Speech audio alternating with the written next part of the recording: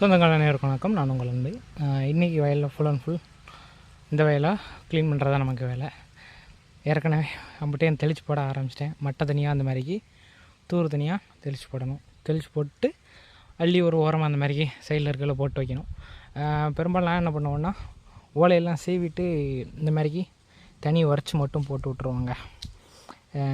ஏன்னா நமக்கு வறட்சி எப்படினாலும் தேவை இருக்கும். வீட்டில் ஆடு குட்டியாக இருந்துச்சுன்னா அதை அடைக்கிறதுக்கு பட்டி செய்கிறதுக்கு அப்படி இப்படின்ட்டு தென்னை வறட்சி நிறைய தேவை இருக்கும். அதனால் வறட்சி சீவி போட்டுருவேன் ஃபுல் அண்ட் ஃபுல்லாக. பார்த்தீங்கனாலே தெரியும், நல்லபடியாகவே கழிச்சிருப்பாங்க மரத்தில். இப்படி நல்லா கழிச்சு விட்டோம் அப்படின்னா காய்கள் எல்லாமே ஓரளவுக்கு நல்லா வரும். பெரும்பாலும் இந்த மாதிரி கீழே தொங்குத காய்கள்லாம் கொஞ்சம் எடுத்து கெட்டணும்.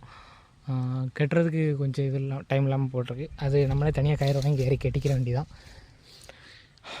எங்கள் சைடில் ஒரு மரத்துக்கு 45லேருந்து 100 ரூபா வரைக்கும் கூட வாங்குறாங்க மட்டை கழிக்கிறதுக்கு. உங்கள் ஏரியாவில் எவ்வளோ வாங்குறாங்க அப்படின்னு சொல்லி கீழே கமெண்ட் பண்ணுங்கள். வீடியோ பிடிச்சிருந்தா லைக் பண்ணிட்டு எல்லாருக்கும் ஷேர் பண்ணுங்கள். நன்றி, வணக்கம்.